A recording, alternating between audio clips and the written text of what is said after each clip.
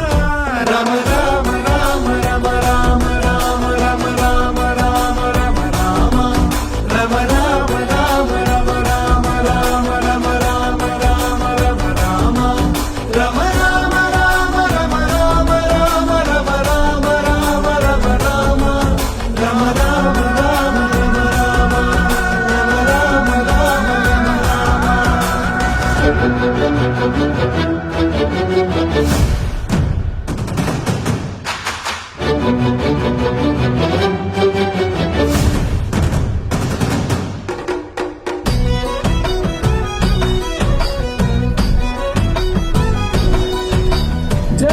శ్రీరామ్ జై శ్రీరామ్ జై శ్రీరామ్.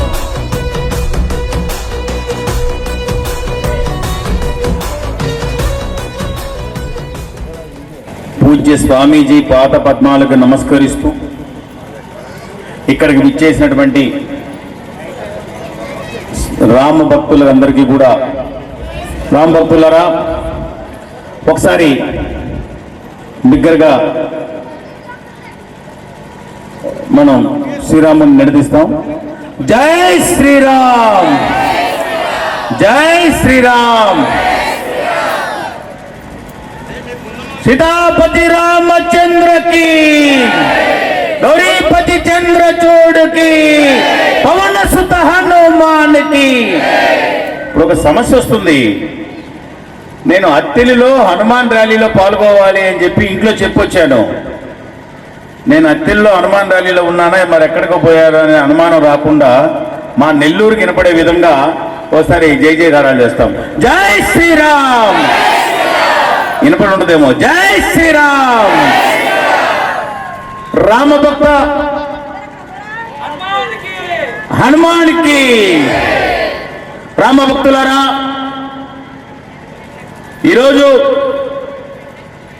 హనుమాన్ శక్తి పాదయాత్ర సందర్భంగా మనమందరం ఇక్కడ ఏకీకృతమయ్యాము. ప్రభుత్వం ఇచ్చిన పిలుపు మేరకు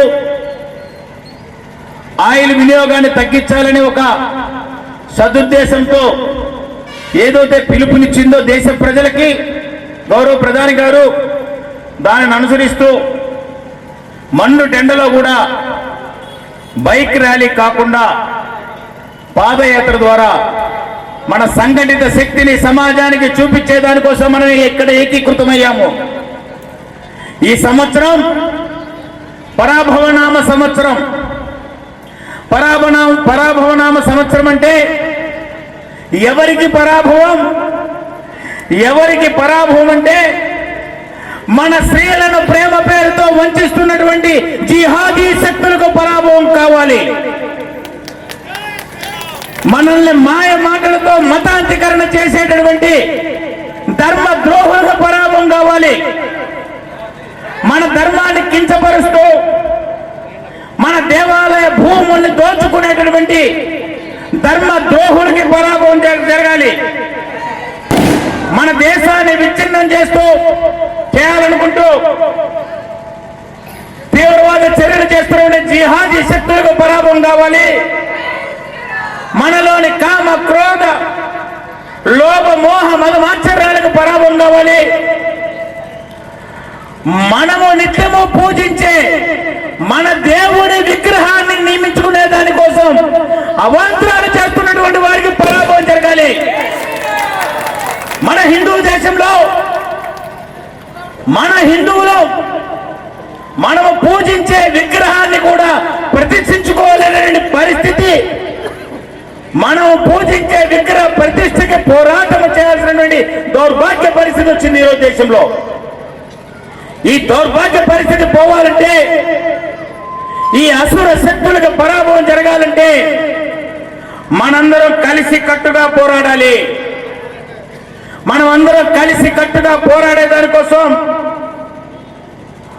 మనము శ్రీరామచంద్రుని ఆదర్శంగా తీసుకోవాలి. ఆంజనేయ స్వామిని ఆదర్శంగా తీసుకోవాలి. రాముడంటే ఈ దేశపు అస్తిత్వం, రాముడంటే ఈ దేశ ప్రేరణ, రాముడంటే ఈ దేశపు దశ, ఈ దేశపు దిశ.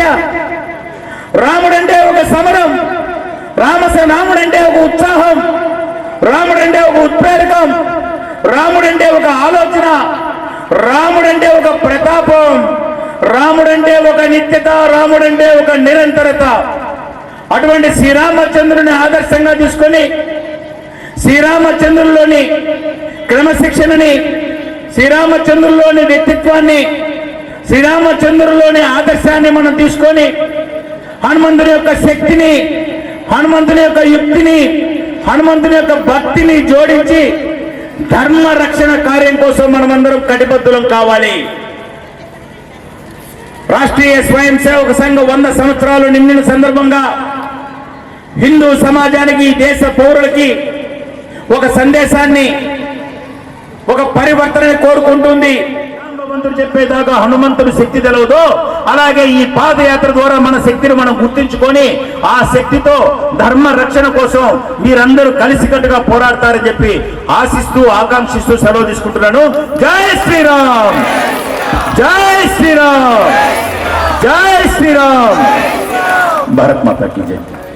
బోలో భారత్ మాతా కీ.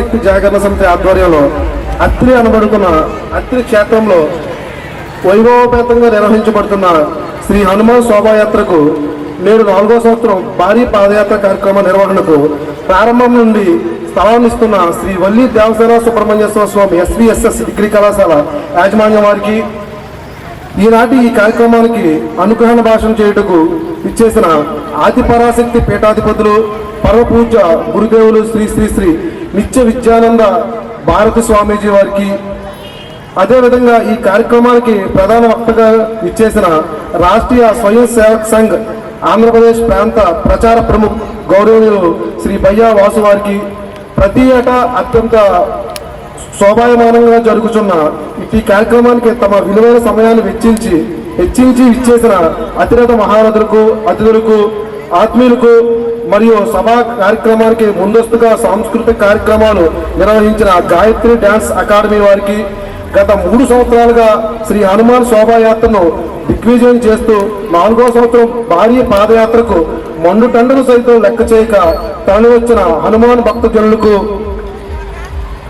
హనుమాన్ శోభాయాత్ర అత్యంత భక్తి శ్రద్ధలతో నిర్వహించుకున్నట్టుకు సహకరిస్తున్న అత్తుల పంచాయతీ వారికి, అలాగే పోలీస్ యంత్రాంగం వారికి, ప్రముఖంగా ప్రచారం విషయంలో కీలక పాత్ర పోషిస్తున్న ప్రింట్, ఎలక్ట్రానిక్ మరియు సోషల్ మీడియా వారికి, అదేవిధంగా ఈ కార్యక్రమం విజయవంతమగుట్లో ప్రత్యక్షంగా పరోక్షంగా సహాయ సహకారాలు అందించిన ప్రతి ఒక్కరికి శ్రీ హనుమాన్ శక్తి జాగరణ సమితి ఈ సందర్భంగా ధన్యవాదాలు తెలియజేస్తుంది.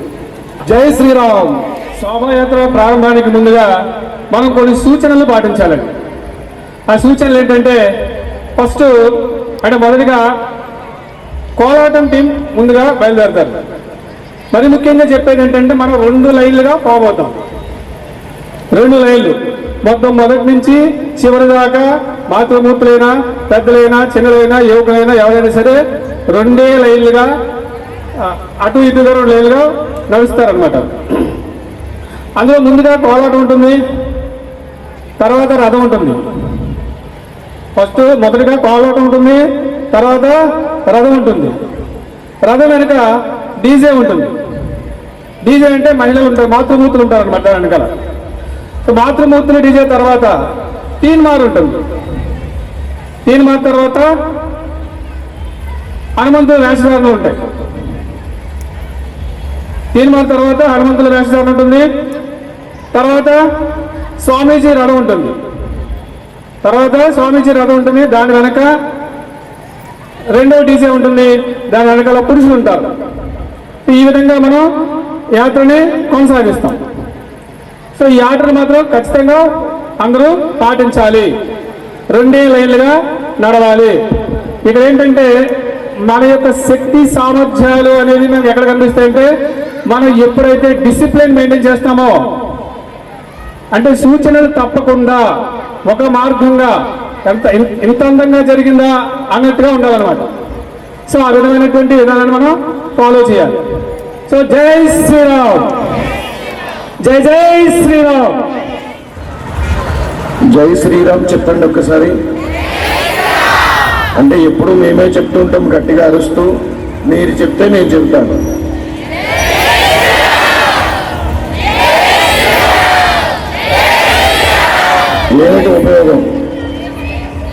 ఏమిటి ఉపయోగము?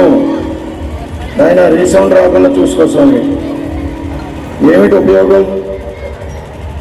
జై శ్రీరామ్, జై హనుమాన్, జై సనాతన ధర్మ చాలా ఉన్నాయి. ఏంటి ఉపయోగం? దేనికి వచ్చాము ఇక్కడికి? అత్తిలిలో హనుమాన్ శోభాయాత్ర జరిగితే అత్తిలి మొత్తం మండలానికి మనమే ఉన్నామా? ఇంకెవరూ లేరా? చెప్పాలి. రారా? రారు, కుదరదు. మరి మీరెందుకు వచ్చారు? ఏం చేయడానికి? టీవీల్లో కనపడటానిక, పేపర్లో ఫోటోలు వేసుకోవడానిక, జై హనుమాన్ శోభాయాత్ర చేశామని పబ్లిసిటీ కోసమా? లేకపోతే భయ్యవాసు గారు వచ్చారని చెప్పేసి షేక్ హ్యాండ్ తీసుకోవడాగా? దేనికోసం? చేస్తున్నటువంటి సనాతన ధర్మం మీద మన తాత ముత్తాతలు మనకిచ్చినటువంటి అద్భుతమైనటువంటి ఆస్తిని తాకట్టు పెట్టేస్తున్నాం. ఆ తాకట్టు పెట్టుకున్నాము కాబట్టి దాన్ని విడిపించుకోవడానికి మన దగ్గర ఆ ధర్మం లేదు కాబట్టి ఈ రోజున ఈ పరిస్థితి ఏర్పడతా ఉంది. మన ధర్మంలో మనకు మనమే సాటిగా మనం బ్రతకడం లేదు కాబట్టి భయ్యవాస గారు చెప్పినటువంటిగా మినిస్టర్లకి, చంద్రబాబు నాయుడు గారికి, లేకపోతే ఇతరత్రాలకి వినతి పత్రం ఇవ్వాల్సిన దౌర్భాగ్య పరిస్థితి ఏర్పడింది మనకి. మన ధర్మాన్ని మనమే పరిరక్షించుకోగలిగితే వాళ్ళ కాళ్ళు వీళ్ళ కాళ్ళు పట్టుకోవడం ఏంటండి? వ్యక్తిగతంగా ఆలోచించి చూడండి, ధర్మం పట్ల ఆలోచించి చూడండి. నీ ఇంటి మీదకి ఎవడైనా రాయేస్తే పోలీస్ కేసులు పెడతావు, నీ బిడ్డల మీద ఎవరైనా ఏదైనా చేస్తే పంచాయతీలు అంటావు, లేకపోతే నీ ఇంట్లో ఏదైనా సొమ్ము కాజేస్తే కాళ్ళు అరిగేదాకా తిరుగుతావు. నీ కూతురుకో నీ కొడుకుకో ఏదైనా కష్టం ఏర్పడితే 10 మంది పంచాయతీ పెట్టి పోలీస్ కేసు వేసి అవి చేసి ఇవి చేసి నానా యాగి చేస్తావు. మరి ధర్మానికి తూట్లు పడితే నువ్వేం చేస్తున్నావు? నాకు సంబంధం లేదు. అలా మనం బ్రతికేస్తున్నాము కాబట్టి కేవలము మన సనాతన ధర్మానికి సంబంధించినటువంటి అనేక వేడుకలన్నీ కూడా వేడుకలుగానే మిగిలిపోతున్నాయి. ఎన్నాళ్ళు ఈ బానిసత్వం? ఎన్నాళ్ళు ఎలాగుంటాం? ఎన్నాళ్ళు ఇలా చేతులు కట్టుకుని బతికేది? ఎన్నాళ్ళు మతాల మార్పిడులు జరుగుతూనే ఉంటాయి. మీరు ఇలా నిద్రపోతూ ఉంటే గుంటకాడ నక్కల్లా కాసు కూర్చున్నారు. యామర పాడుతూ నువ్వు నిద్రపోయావా అంటే కుటుంబంతో సహా మార్చేత్తకు రెడీగా ఉన్నారు. మనకేం పర్లేదు, రెడీగా ఉన్నాం. ఏదైతే ఏముందండి, 2-3 పూట్ల తిందామా లేదా? ఇదే మనకు కావాలి. దేశ సరిహద్దుల్లో జవాను ప్రాణాలు సైతం తెగించి వారు అక్కడ పోరాటం చేస్తుంటే నువ్వు పుట్టక ముందు నుంచి కూడా నువ్వు మాత్రం భావితరాలకు ఆలోచించేంత సంపద సంపాదించుకుంటూ నీ కుటుంబం కోసం, నీ విలువల కోసం నువ్వు ఆనందంగా బ్రతికిస్తున్నావు. మరి దేశం మధ్యలో ఉన్నటువంటి కిసాను మట్టి వాసనలో బ్రతుకుతూ, పేడవాసంలోనే జీవిస్తూ, నిరుపేదగానే ఉంటూ, గోవును సంరక్షించేటువంటి రైతన్నగా బ్రతుకుతూ, అహర్నిశలు కష్టపడుతూ, నీకు 3 పూటలా 3 పూటలా తినేలాగా అతను పండిస్తుంటే నీకేమాత్రం విధానం లేకుండా ఉన్నావు. మరి దేశ సరిహద్దుల్లో జవాను బాగానే ఉన్నాడు, దేశ మధ్యలో ఉన్న కిసాన్ కూడా కష్టపడుతున్నాడు. కిసాన్ ఉన్నాడు కాబట్టి మనం 3 పూటలా తింటున్నాం, జవాను కాపలా కాస్తున్నాడు కాబట్టి మనం ప్రశాంతంగా గుండెల మీద చేయి వేసుకుని నిద్రపోతా ఉన్నాం. మరి ధర్మాన్ని పరిరక్షించడం కోసం ఎవరున్నారండి? ఎవరున్నారు? గుళ్ళో కూర్చున్న దేవుడు వస్తాడా? గర్భగుడిలో కూర్చున్న శిలా విగ్రహంగా ఉన్నటువంటి రాతి బొమ్మ బయటకు వస్తుందా? మరి ఎవరు వస్తారు? మీరు వస్తారా? నా బంధు వస్తారు, ఏమీ రారు. అలా వచ్చుంటే ఈరోజు ఈ సభా ప్రాంగణం అంతా కూర్చోట కూడా ఖాళీ ఉండేది కాదు. ఇది వాస్తవం. బ్రతిమలాడుకుని రండిరా, మన సనాతన ధర్మం మీటింగ్ జరుగుతుంది రండిరా, హనుమాన్ శోభయాత్ర జరుగుతుంది రండిరా అని వేరే తెలకాలు తిట్టింది 2 రోజుల నుంచి 3 రోజుల నుంచి బతిమాలు తేడా కానీ వచ్చి కూర్చోలేదు ఇక్కడికి. మనం రోజు వచ్చి ధర్మం కోసం మాట్లాడేస్తుంటాం. శోభాయాత్ర సగంలోనే ఇంటికి వెళ్ళిపోతారు మీరు. పాదయాత్ర అంటే 3 కిలోమీటర్లు 4 కిలోమీటర్ల పాదయాత్ర చేస్తే ఎవరి వీధి వస్తే ఎవరి వీధికి వాళ్ళు వెళ్ళిపోతారు. మీరు ధర్మం కోసం మాట్లాడతారు. ఎంత ఆవేదన వస్తుందనంటే ఎన్ని సభలు పాల్గొనాలి, ఎంతమందిని ఔన్నత్యం తీసుకురావాలి, ఎంతమందిలో చైతన్యం తీసుకురావాలి. నీ కుటుంబాన్ని నువ్వు సమర్థు, నీకు భవబంధాల గురించి తెలియదు, నువ్వో ధర్మాన్ని కాపాడేది. ఏమాత్రం ధర్మాన్ని కాపాడుతున్నావు? ఏదో ఒక్కసారి చెప్పు. నీ కుటుంబంలో 4 ఉంటారు, 5 ఉంటారు. ఒకడు గుడికి వెళ్తాడు, ఒకడు చర్చికి వెళ్తాడు. ఇది ఎక్కడ ధర్మం? ఎలా పుట్టేవో అలాగే చావాలి. అది మన సనాతన ధర్మం. అలాంటి సనాతన ధర్మాన్ని గౌరవించండి రా అని చెబుతూ ఉంటే నువ్వెవడు రా నాకు చెప్పడానికి? నా గుళ్ళో నా దేవుడు ఉన్నాడు అని అంటావు. సరే, దేవుడు ఉన్నాడు, సరే. మనం ఎప్పుడైనా చూసావా? ఎలా ఉంటాడో తెలుసా? ఏది చెప్పండి? శివాలయాల్లో భగవత్ స్వరూపం ఎలా ఉంటుందో చెప్పండి కొని. చూసారా ఎలా ఉంటాడు? తెలీదు. సమస్త విశ్వంలోనూ కూడా నాయన కాస్త కాలు మీ కాలు తీయ్యా, మహా పెద్దవాళ్ళు నాయన కాస్త మమ్మల్ని గౌరవించండి, అక్కడ లేవండి, లేదా ఇలా వచ్చేసేది.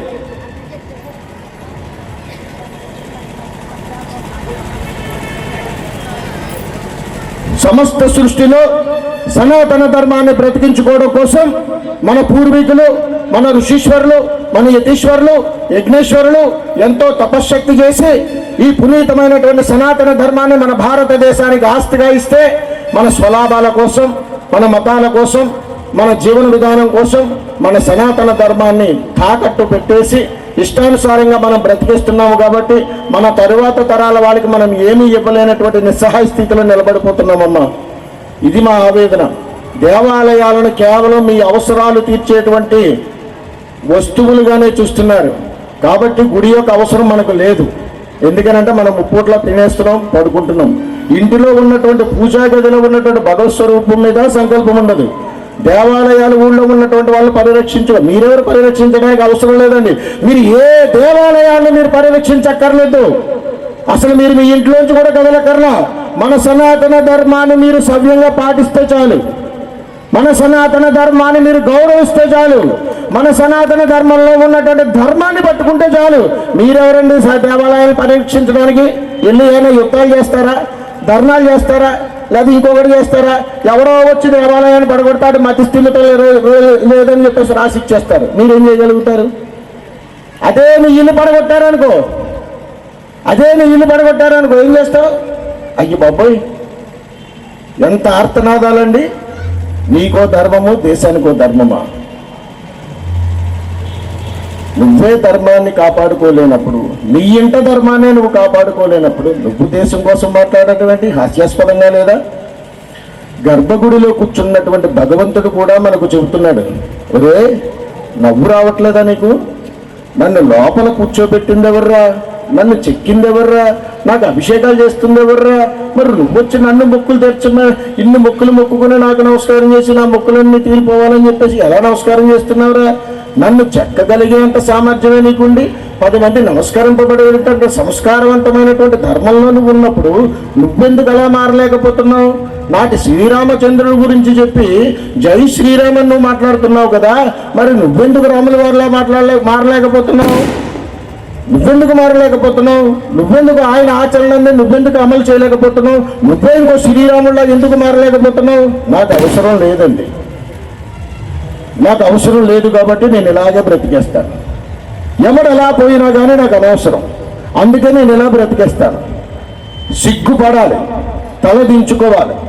పరమతాల వాళ్ళు మన మీద దాడి చేస్తున్నారు, దేవాలయాల మీద దాడి చేస్తున్నారు, మన అస్తిత్వం మీద దెబ్బ కొట్టే ప్రయత్నం చేస్తున్నారు, మన మూలాలను కలిపే ప్రయత్నం చేస్తున్నారు రానా అంటే అర్థం ఏంటంటే చాప కింద నీరులాగా వచ్చేస్తున్నారంటే యామరపాడుతో మనం నిద్రపోతున్నటువంటి సోమరపోతుల్లా ఉన్నాం. కాబట్టి సనాతన ధర్మం విలువలు తెలుసుకోవట్లేదు, కాబట్టి ఇంతటి దౌర్భాగ్య పరిస్థితిలో చిక్కుకుపోతున్నాము. కాబట్టి ఏదైనా మనకు వేడుక జరిగితే, గుళ్ళో యజ్ఞ యాగాదులు జరుగుతుంటే, సనాతన ధర్మ మీటింగులు జరుగుతుంటే, హిందూ సమ్మేళనాలు సభలు జరుగుతుంటే, ఆర్ఎస్ఎస్ వాళ్ళు 100 చరిత్రలు గొంతెత్తి చించుకుని దేశమంతటా కూడా 3000 పైచులకు గ్రామాల్లో ఔన్నత్యాన్ని చాటుతూ ఉంటే రండిరా అని బతుపాలుకోవాల్సినటువంటి పరిస్థితికి దిగజారిపోతున్నామంటే మీరెవరురా హిందూ ధర్మాన్ని కాపాడుకోవడం కోసం జై కొట్టితే కాపాడేసుకున్నట్టేనా? సంఘటిత శక్తిగా మారాలి అని అంటే మనం ఏం చేస్తున్నాం? 4 సంతానమా? ఒకడేమో డాక్టరా, ఒకడేమో ఇంజనీరా, ఒకడు పోలీసా, ఒకడేమో టీచర్ అవుతాడా? మరి ధర్మాన్ని కాపాడేవాడేడు? ఇంట్లోంచి ధర్మాన్ని కాపాడే వ్యక్తేడి? అవసరం లేదండి, మాకు 2 చాలు, ఒకడు డాక్టర్, ఒకటి ఇంజనీర్. మరి నీ ధర్మానికి అడ్డొస్తే నీ ధర్మాన్ని పరిరక్షించడం కోసం ఎవరు వస్తారు? అంటే మేము ధర్నాలు చేయాలి, మేము యుద్ధాలు చేయాలి, మేము రోడ్ల మీదకి రావాలి, మమ్మల్ని అరెస్టులు చేయాలి, మేము కోర్టుల చుట్టూ తిరగాలి, మాకు అన్ని రకాల వాయింపులు అయిపోవాలి, మీరు మాత్రం అలాగే కూర్చోవాలి, అంతేనా? కానీ గొప్పల కోసం, కీర్తుల కోసం మన సనాతన ధర్మం రాలేదండి. ఎలా బ్రతకాలో తెలియచేసగలిగినటువంటిది మన సనాతన ధర్మం. అలాంటి సనాతన ధర్మాన్ని దోచుకోవడం కోసం భారతదేశం మీద ఎన్నో వేల సార్లు దండయాత్రలు జరుగుతూనే ఉన్నాయి. ఎందుకంటే ఎందుకురా వీళ్ళంత సమిష్టిగా ఉంటారు, ఏముందిరా వీళ్ళ దగ్గర ఉన్నటువంటి ఆస్తి ఏమిట్రా అని అడిగితే మూలాలు వెతికినా కానీ ఇంకా దొరకలేదండి ఎవరికి. అందుకని మనం ఇంకా ఇలా ఉన్నాం. అందులోంచి ఒక అద్భుతమైనటువంటి పదం పేరు సనాతన ధర్మం. నాటి ఆది దగ్గర నుంచి కూడా, ఆది మూలం ప్రారంభం దగ్గర నుంచి కూడా ఈ సనాతన ధర్మం ప్రారంభమయ్యే ఉంది. దీనికి అంతం లేదు. కానీ మనంతట మనమే, మన చేతులతో మనమే మన ధర్మాన్ని తొక్కేస్తున్నాం. అలా తొక్కేస్తున్నాము కాబట్టి మీకు అర్థమయ్యే రీతిలో సంస్కృత భాషలో కాకుండా తెలుగులో మీకు అర్థమయ్యేలా చెప్తున్నాను. ఏది, మీరు ఒక్కసారి మీ గుండెల మీద చెయ్యేసుకుని చెప్పండి. మీ సాంప్రదాయ దుస్తులు కానీ, మీరు ధారణ చేసే బొట్టు కానీ, మీ ఇంట ముందు వేసుకునేటువంటి ముగ్గు కానీ, ఏదైనా కానీ దానికి ప్రాణం పోస్తున్నారా? బొట్టు పెట్టుకోవాలంటే బ్రతిమలాడుకోవాలి. కంటికి కూడా కనపడదు, బొట్టు ఎక్కడుందా అని ఎత్తుక్కోవాలి ముఖమంతా చూస్తే. అలాంటి పరిస్థితికి దిగజారిపోయాం. మనమేమో తక్కువ తిన్నామా? మనమేం తక్కువ తిన్నా? ఎంత ఎందో ఆడబడుచు దేవాలయానికి వెళ్ళి నమస్కారం చేసి ప్రదక్షిణాత్రయం చేసి నా కుటుంబం బాగుండాలి, నా భర్త బాగుండాలి, నా ఇల్లు బాగుండాలి అని అడిగితే, దుర్మార్గపు మనస్తత్వం మాట్లాడేది ఎవర్రా అని అడిగితే మగజాతే. అది మన హిందూ ధర్మంలో పుట్టిన మనమే.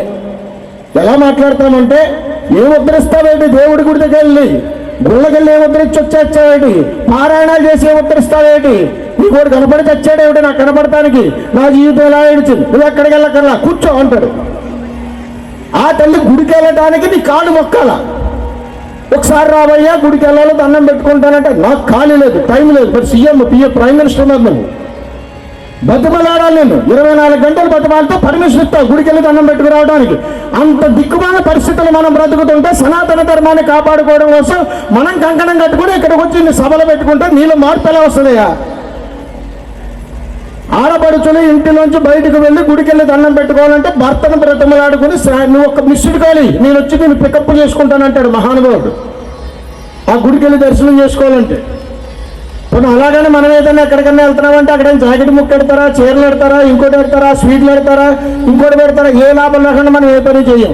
చచ్చిపోతే మన కోసం ఆలోచించేవాడు ఒక్కడు కూడా ఉండడు. బ్రతుకున్న రోజుల్లో అద్భుతమైనటువంటి ఆనందకరమైనటువంటి జీవితాన్ని అనుభవించరా అని చెప్పి భగవంతుడు మనకు 127 సంవత్సరాల ఆయుర్దాయాన్ని ఇచ్చాడు.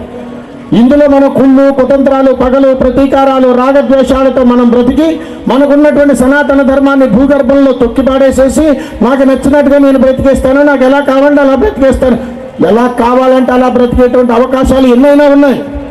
కానీ నీ ధర్మాన్ని నమ్ముకునేటువంటి హక్కు మాత్రం నీకు లేదు. నీకు నచ్చిన మతాన్ని నువ్వు తీసుకో, ఏ ఇబ్బంది లేదు.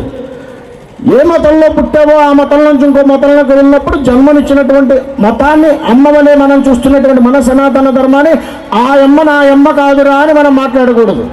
ఈ సమస్త భూమండలం మీద కూడా ఆది నుంచి కూడా వచ్చినటువంటి ధర్మం హిందూ ధర్మమే. పుట్టుకంతా హిందూ ధర్మమే, తాత ముత్తాతల నుంచి వచ్చింది హిందూ ధర్మమే. ప్రతి ఒక్కటి మన సనాతన ధర్మమే. మనం పెట్టినటువంటి భిక్షే ఇతర మతాలందరూ ఇక్కడ బ్రతుకుతున్నటువంటి ధర్మం, అది మన సనాతన ధర్మం. ఆ ధర్మాన్ని బ్రతికించుకోవడం కోసం ఎన్ని వేల సార్లు జయంతులు చేస్తారు, ఎన్ని వేల సార్లు ఉత్సవాలు చేస్తారు, ఎన్ని వేల సార్లు సనాతన ధర్మం అని దేవాలయాల పరిరక్షణ కోసం గొంతెత్తు చించుతారు. ఎన్ని హిందూ సంఘాలని పుట్టుకొస్తూనే ఉంటాయి. నువ్వేం చేస్తున్నావు అని అడిగితే ఇక అయిపోయింది, సాయంత్రం 7 అయితే 8 అయితే మర్చిపోతావు, సరదాగా తిరిగితే ఎవరింటికాడ వెళ్ళిపోతాడు. రేపేంటి ఎన్నో పుట్టినరోజులు చేసుకుంటున్నాం మనం, చచ్చేదాకా 100 ఏళ్ళు చేసుకుంటూనే ఉంటాం. ప్రతి సంవత్సరానికి మార్పు కావాలి కదా, వయసు పెరుగుతుంది, జ్ఞానం ఏది? అలాంటి జ్ఞానాన్ని సంపాదించుకోలేనప్పుడు సనాతన ధర్మం అని చెప్పి మనం పలకడంలో హాస్యాస్పదంగా ఉంటుంది. అందుకని పరమతాలు మనమంతా ఏలెత్తి చూపించడం కారణం ఏంటో తెలుసా? అమ్మా ఎక్కడికే కూర్చోండి, మీరు ఎక్కడికే కూర్చోండి. ఇప్పుడు అంత అర్జెంట్ వచ్చలేదు మనకి. సత్తుల ప్రజలు చాలా మంది ఉన్నారు, కూర్చోండి. క్రమశిక్షణ లేదు. ఓ పక్క ఇక్కడ గొంతుపోయింది, అరుస్తున్నాను, చెబుతున్నాను, పద టైం అయిపోయింది. ఏం నేర్పుతున్నారు వాళ్ళకి? ఇదేనా నేర్పించేది టీచర్ గారు? సౌండ్ తగ్గించేయా, మందన బయట వాళ్ళ. అందుకని మనం ఎన్ని ఉత్సవాలు చేసినా ఎన్ని చేసినా సంవత్సరాలు పెరుగుతున్నాయి తప్ప చేసిన ప్రతి చోట ప్రతిసారి ఏదో ఒక ధర్మాన్ని మనం కాపాడుకోలేకపోతే మన భావి తరాల్లో పుట్టేటువంటి పిల్లలకు మనం ఏమీ ఇవ్వలేమండి. ఇవ్వాలనేటువంటి తపన మనలో ఉంటే, ఇవ్వాలనే తపన కానీ మనలో ఉంటే, మన సనాతన ధర్మం వైపు కానీ కన్నెత్తి చూస్తే చెప్పు తీసి చూపించాలి. అలాంటి ధర్మబద్ధమైనటువంటి ప్రయాణం మనం చెయ్యలేకపోతే మతాల మార్పిడులు జరుగుతూనే ఉంటాయి, లవ్ జిహాదులు జరుగుతూనే ఉంటాయి. ఎందుకనంటే మన సంతతి పెద్దది, మన సంతతిని తగ్గించాలనేటువంటి దుశ్చర్యలు ఉన్నాయి కాబట్టి మన మీద దాడి చేస్తుంటారు ప్రలోభాలు చూపించి. నీవా ఏమని పాడుతో వెళ్ళిపోతుంటావు. దరిద్రం దౌర్భాగ్యం ఏమిట్రా అని అడిగితే సనాతన ధర్మం గురించి నీకు తెలీదు. నీ కట్టు బొట్టు చీర విధానం, నీ బతుకు విధానం, భార్య పిల్లలు, సంసారం విధానం, కుటుంబం ఇదంతా ఎక్కడి నుంచి వచ్చిందిరా? మీ తాత ముత్తాతలు ఇచ్చిన ఆస్తి. అంతేగాని నీ బొట్టు చెరిపమని నేను చెప్పలేదు, చుట్టూ తీసామని చెప్పలేదు, ఒరేగిరి అని పిలవమని నేను చెప్పలేదు. ఒక అద్భుతమైనటువంటి ఆదర్శనీయమైనటువంటి సంస్కారవంతమైనటువంటి దేశం మన దేశం. అలాంటి దేశంలో పుట్టడం ఎంతో అదృష్ట యోగము. అది కూడా భారతదేశంలో పుట్టి భరతమాత బిడ్డలమై ఉండి నేను భారతీయుణ్ణి అని చెప్పుకోవడంలో ఉన్నటువంటి అతీతమైనటువంటి ఆనందం ఈరోజు మీ మెడలో దాగిట్టున్నటువంటి కాషాయం. ఏది ఎంతమందికి ఇచ్చారు జెండాలు? మీకు ఇవ్వలేదా? మాతో పెట్టి దాచేసారా? దాచేసారు. ఆడల దగ్గర వచ్చింది ఇది. జెండా ఇట్టి ఇంకొకటి కావాలని దాచుకుంటారు ఇంటికి పట్టుకెళ్ళి. ఆ కాషాయం మెడలో పడిందనంటే ఏదో హనుమంతుడి బొమ్మ కాదండి వాళ్ళు ఇచ్చింది. ఇక్కడ ఒక ధైర్యానికి ప్రతీక, ఒక ధర్మానికి ప్రతీక, ఒక సనాతన ధర్మానికి ప్రతీక, నేనున్నానని చెప్పడానికి ప్రతీక, నేను హైందవ ధర్మంలో ఉన్నానని చెప్పడంలో ఉన్నటువంటి ప్రతీక. ఇన్ని ప్రతీకగా శాంతి స్వరూపముగా కాషాయధారణ చేసినటువంటి సాధు సంత స్వామీజీలు ఎంతో మంది ధర్మం కోసం పోరాటం చేస్తుంటే వాళ్ళను కూడా మనం హేళంగా చూస్తూనే ఉంటాం. ఎందుకు అని అడిగితే నీకు 3 పూటల చేతిలోకి అన్ని వెళ్తున్నాయి తినడానికి. మా సాధు సంతులుగా ఏముండవు. భవతీ భిక్షాన్ దేహి మాత అని అడుగుతాం, ఏదైనా పెడితే తింటాం, లేకపోతే లేదు. అలాంటి ధర్మబద్ధమైనటువంటి ప్రయాణం దేశం కోసం ధర్మం కోసం మేము సైతం ఉన్నామని చెప్పి పోరాటాలు చేసి ధర్మాన్ని పరిరక్షించుకోవడం కోసం ప్రాణాలు తెగించి ముందుంటే మీరు ఆ ధర్మాన్ని హేళన చేసేటువంటి ప్రయత్నంలో మనం ఉంటున్నామని చెబుతున్నాను. ఎందుకు అని అడిగితే ఇంటి ముందు ముగ్గేయండి అంటే వంగలేని పరిస్థితి, పర్మనెంట్ స్టిక్కర్. ఇల్లు కడుక్కొని కావు పేడ తీసుకొచ్చి కళ్ళ పోయండి రా బాబా అంటే స్విచ్ చేసి మోటార్ అయితే చిక్ అని దొరుకుతుంటారు. ఎక్కడ మన దగ్గర సంస్కారాలు లేవు. 10 మంది కూర్చొని పారాయణం చెయ్యండి రా, గుళ్ళో భజనలు చెయ్యండి రా, సత్సంగాలు వినండి రా బాబు అని అడిగితే టైం లేదు. సాయంత్రం 7 అయ్యేటప్పటికి పడుకోవాలా, 9 అయ్యేటప్పటికి మందు కొట్టాలా, 10 అయ్యేటప్పటికి పళ్ళాన్ని కొట్టాలా. ఇలాంటి పరిస్థితుల్లో మనం దిగజారిపోతున్నాం. పొద్దున్న కానీ పంచాయతీ పెట్టాలి. ఎంతసేపు మా అమ్మ, మా అన్నయ్య, మా తమ్ముడు, మా చెల్లి, మీ కుటుంబం. నిన్ను పెళ్లి చేసుకుని నా జీవితం సర్వనాశనం అయిపోయిందని ఇటు పక్క ఏం ఉద్ధరించడానికి అయ్యా? మనం ఏం చేస్తున్నాం? కుటుంబ విలువలు కాపాడుకున్న తరువాతే నువ్వు దేన్నైనా ఉద్ధరించగలుగుతావని చెబుతుంది మన భారతీయ ధర్మశాస్త్రం. అలాంటి ధర్మశాస్త్రాన్ని నువ్వు గౌరవించిన నాళ్ళు నీ ధర్మాన్ని నువ్వేం పరీక్షిస్తావు? నీ ఇంట్లోనే నువ్వు చక్కబెట్టుకోలేనటువంటి వాడు బయటకు వచ్చి ఏం చక్కబెడతావయ్యా? నీ పిల్లల్నే సరిదిద్దుకోలేనటువంటి వాడు నువ్వు వచ్చి ధర్మాన్ని ఏం నిలబెడతావయ్యా? నీ భార్యాభర్తలు ఇద్దరులోనే అన్యాయం చేతలేదు కదయ్యా, నువ్వు రచ్చబండగాడు కూర్చొని పంచాయతీ తీర్పులు ఏం చెప్తావయ్యా? నీ ఎంత సౌఖ్యము శుభకార్యాలకి ఇతరత్రాలకే నీకు పాల్గొనడం చేత కాదు కదా, మరి నువ్వు వచ్చి సనాతన ధర్మం అని ఇలాంటి జయంతుల్లో నువ్వెలా పాల్గొంటావు? వేడుకలు కాదు ఇలాంటివి. ఇదొక ధర్మబద్ధమైనటువంటి ప్రయాణం.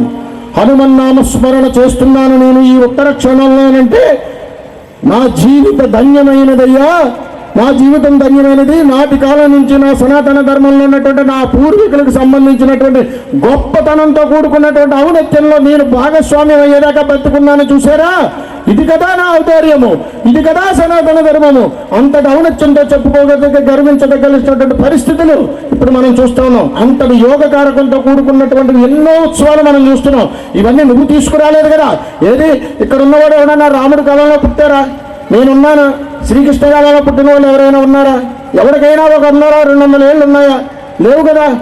ఈడ్చుడంటే 60 ఏళ్ళు 70 ఏళ్ళు, మహా అయితే ఒక 80 ఏళ్ళు ఉంటాం అక్కడ కూర్చున్న వాళ్ళలో. కూర్చుని 80 ఏళ్ళ నుంచి నువ్వు సంస్కార జీవితంలో నువ్వు ఏం నేర్చుకున్నావు, ఏమిస్తున్నావు నీ సనాతన ధర్మానికి, భావితరాలకు ఏం బాసడిస్తున్నావు? ఇలాంటి అనేక రకాల విషయాలు వాళ్ళని చూసి మనం నేర్చుకోవాలి. ఇప్పటికీ మనం అదే పోరాటం చేస్తే భావితరాలలో మనకేమీ తెలియదు.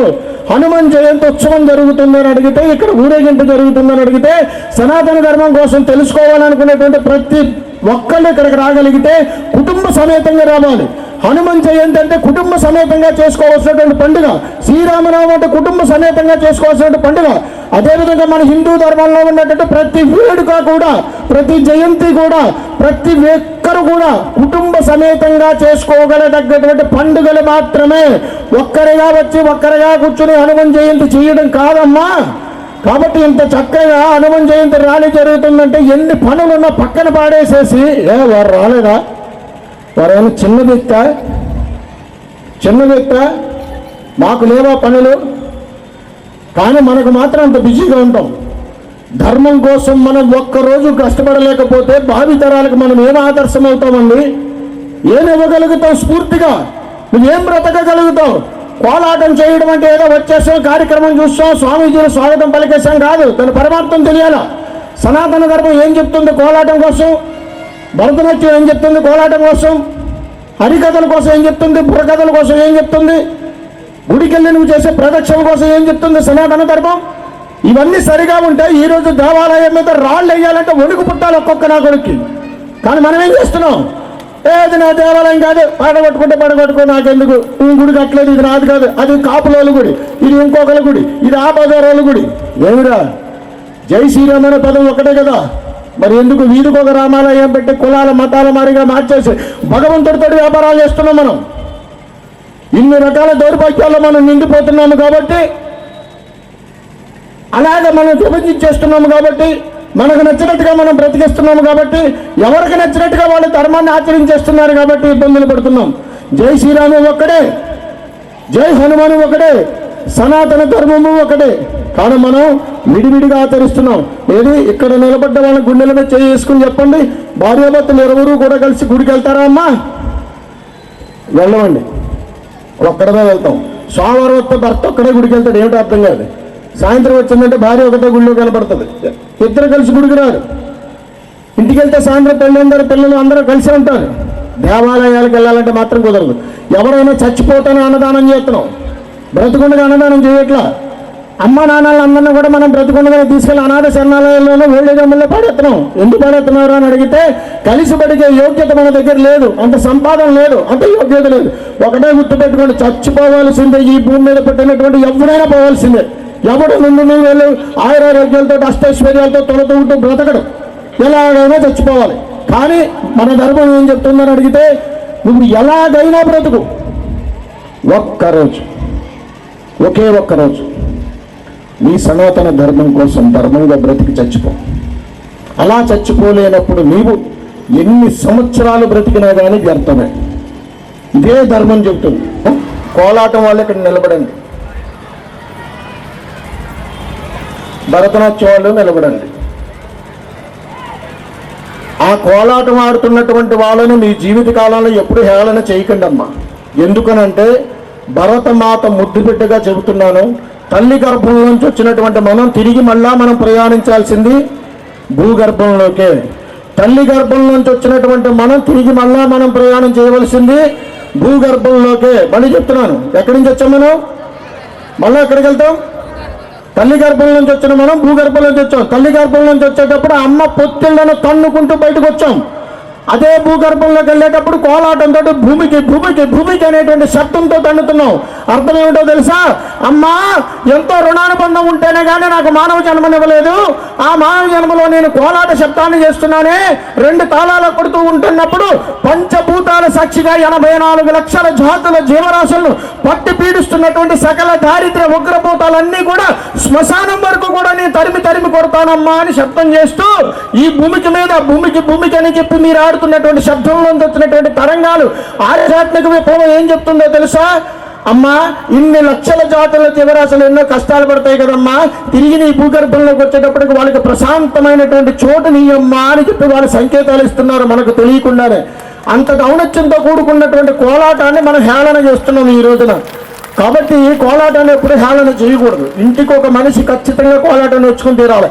ఇకపోతే భరతనాట్యం, ఎవరున్నారు ఇక్కడ? లేరా?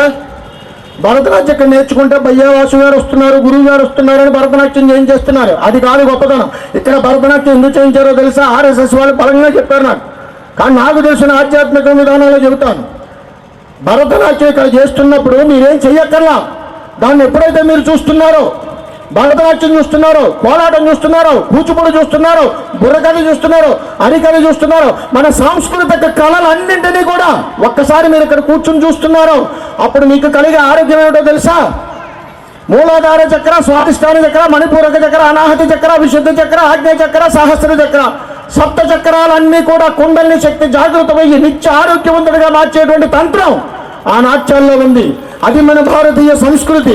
వాటిని కూడా మనం విస్మరించి హేళనగా చూస్తున్నాము. కాబట్టి మన ఇంటిలోంచి ఎవడు భరతనాట్యం కూచిపూడి నేర్చుకోవడానికి లేదు. కాబట్టి ఈరోజు హాస్పిటల్స్ అన్ని నిండిపోతున్నాయి.